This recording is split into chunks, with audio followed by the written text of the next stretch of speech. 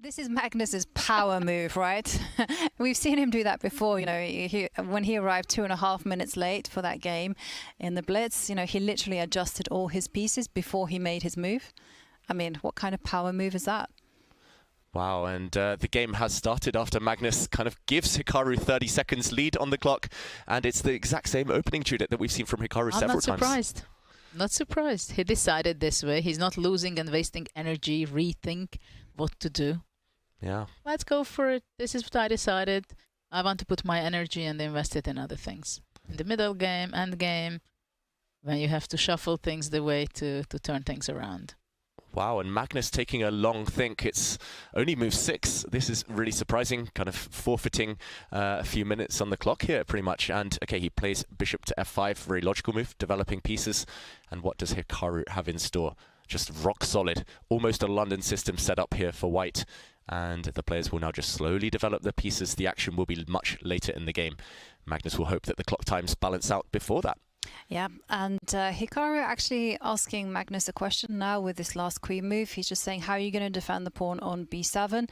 And still, there are some questions there, because if the queen does step forward, I mean, first of all, if I were playing with the white pieces, I would come in with my bishop to the b5 square and get ready to jump in with the knight on e5.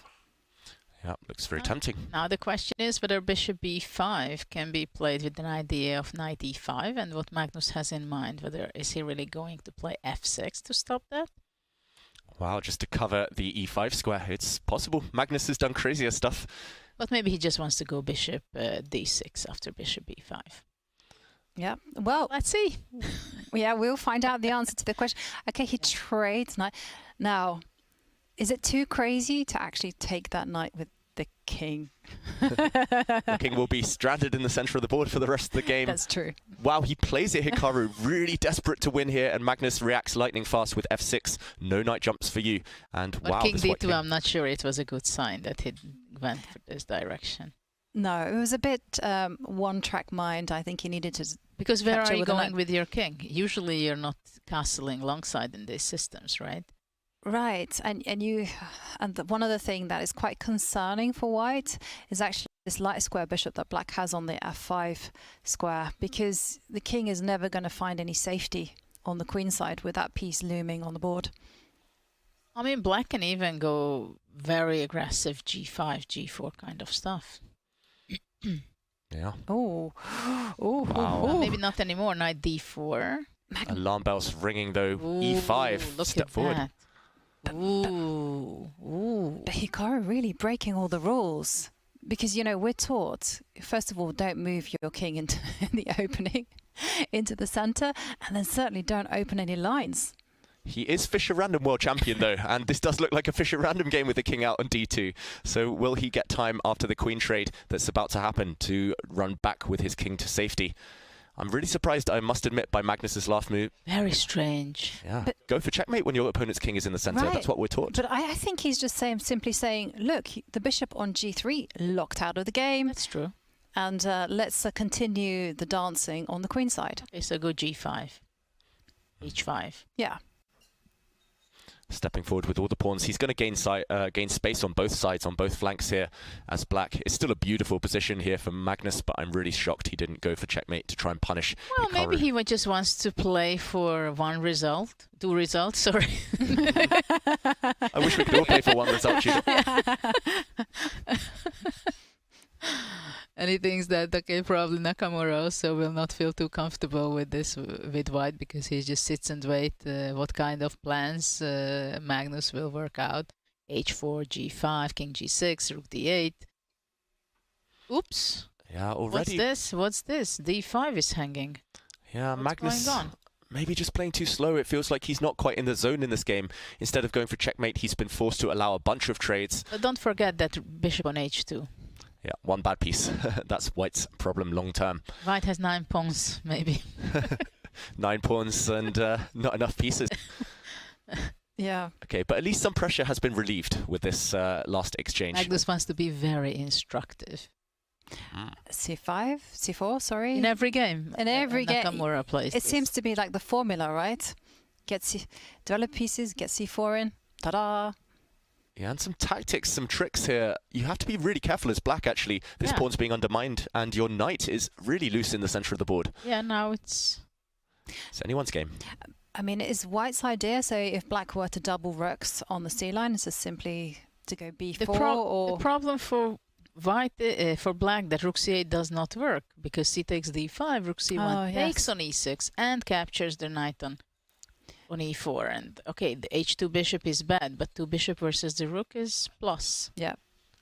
Yeah, huge threats. How does Magnus deal with this? Pawn takes pawn is a winning idea if he gets time. Hikaru Nakamura. Suddenly the clocks as well. Magnus down to 30 seconds. He's going to regret kind of forfeiting that 30 seconds. He played too fast, made decisions. Oh. Wow, action. It is all happening. Fire on the board. Lots of calculation to be done. And right now, white can go a pawn up in the endgame if they just, if Hikaru here just takes this black bishop with a check and then recaptures on f3. But he's thinking of something else.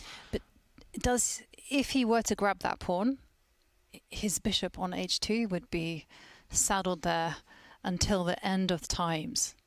And that's something that is strategically really concerning.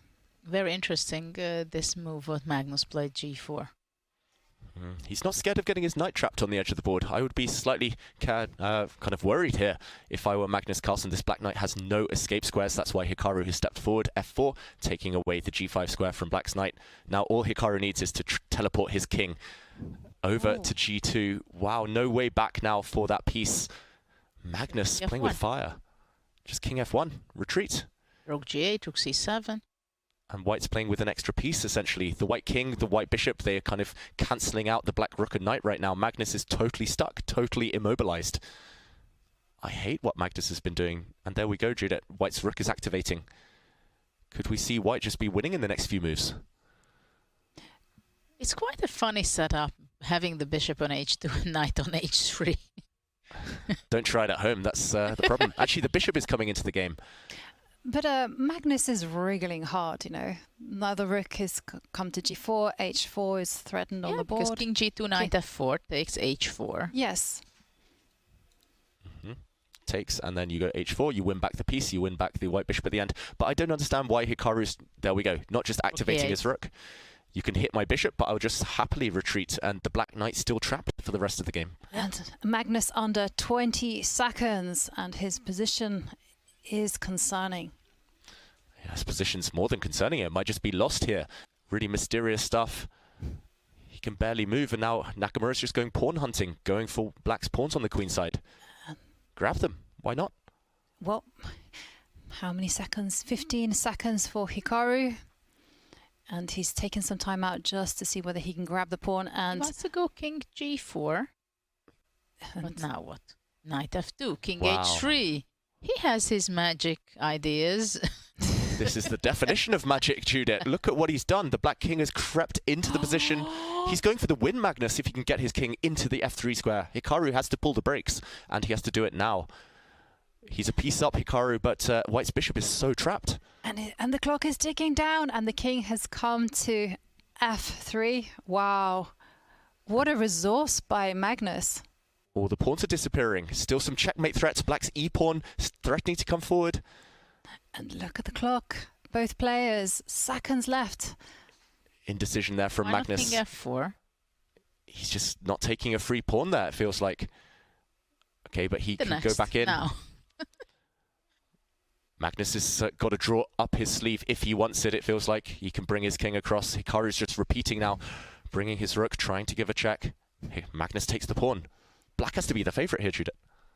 Well, those two extra pawns, f4, f3, and nothing will stop him. f3. Keep pushing. No, go three times around still. He's just repeating moves here. Gaining time on the clock. The players do have a 2-second increment, but he's stuck. How can he break through here, Magnus Carlsen? King f3 and it's gone. Ooh, he's E2, curled up into a ball. E2 and rook b1. Judith, I think you spotted a direct win there. He's still going to find it though, Magnus Carlsen. He's got 3 pawns now, the b-pawn running. Hikaru is about to resign. 3 pawns is too much. Very relaxed, Magnus, just sitting there. What kind of h3 knight he had? I mean, oh my God, what a game. What a turnaround. I mean, this is just about holding the nerves when the clock is ticking down on its final seconds. And here comes F3. Oof. What's that? Isn't F? What's that? F2? Do anything at this point. Pawns are rolling. Black is about to win. And Hikaru offers his hand. Ooh, what a painful loss for Nakamura.